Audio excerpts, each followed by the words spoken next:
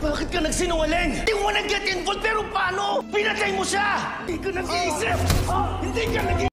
Sa ginawang event ng Gamma Sigma ay si Rafael ang guest speaker nila, kung saan binati niya si Moises dahil isa siya sa napiling scholar ng Gamma Sigma.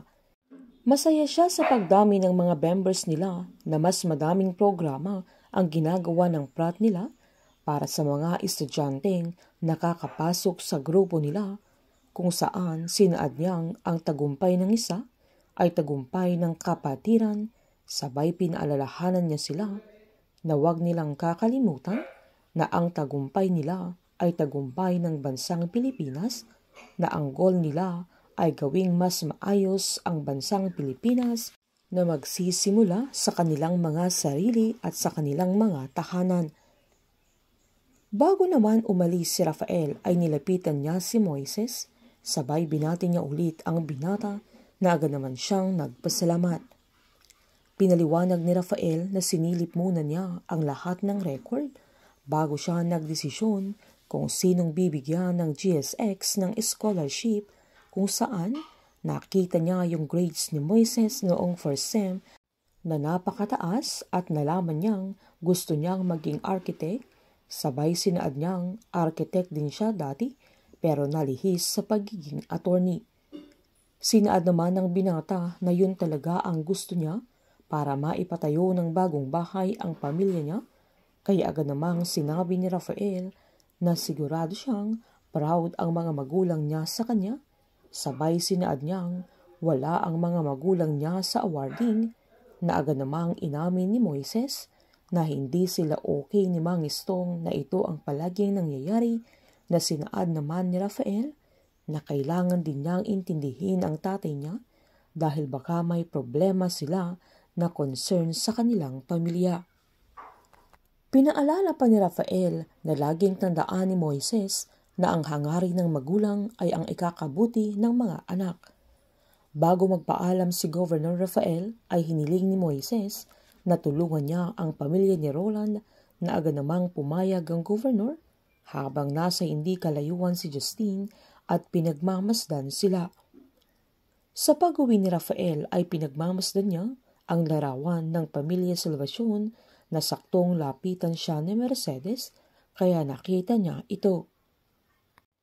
Giniit ni Rafael na sigurado na siyang nasa mabuting company si Justine dahil napakabait na bata ni Moises na mataas ang grades niya at iniisip din niya ang kapakanan ng pamilya nila.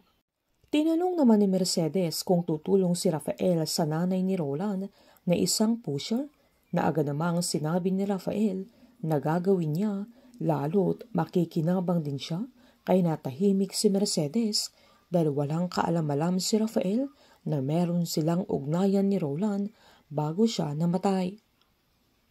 Kinausap naman ni Divine si Jaime na aminin na nila kay Rafael ang pagpatay ni Justine kay Roland, lalo't ama siya ng binata.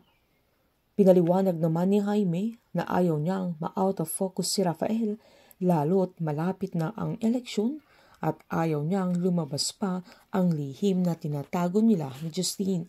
Sa pagpunta naman nila Nadia at Melanie sa office ni Rafael ay nagpasalamat sila dahil sa pangako niyang tutulungan niyang mga ito, at nalaman nilang si Moises ang humingi ng favor sa governor, kaya ito tumulong sa kanila. Nasakto namang dumating si Justine kaya nagkita-kita sila doon, na tinanong pa ni Nadia kung kilala ng binata si Roland pero dininay niya ito. Sa pag-uwi ni Justine ay inantay siya ni Rafael na galit ito, kung saan sinigawan niya ang binata na lumapit sa kanya. Agad diniretsa ni Rafael na bakit niya hindi inamin na kilala niya si Roland, na nagpalusot pa si Justine. Mas lalong nagalit si Rafael nang sabihin niyang nakita niya ang larawan ni Roland na dala-dala ni Nadia sa kanyang opisina, na kasama nila ang binata na nasa rest house sila ni Leon, kung saan pinuntahan niya ang papa niya na isang general at nalaman niyang sumali si Roland sa GSX. Sinubukang magpaliwanag ni Justine pero galit na galit si Rafael na hindi patay si Roland nang ililibing sana nila pagkatapos ng initiation, sabay pa sigaw niyang sinabi sa anak niya na alam na niyang si Justine ang pumatay kay Roland. Papaano tatanggapin ni Roland ang kasalanan ng kanyang anak at patuloy kaya niyang ilalaban ang hustisyang sinisigaw nila Nadia at Melanie? Painit ng painit ang mga tagpo, sabay-sabay po nating subaybayan ang advance episode ng Pamilya Sagrado dito lamang po sa aking channel. Patuloy lamang po manood at mag-subscribe para ma-update po kayo sa mga susunod na episode. Marami pong salamat.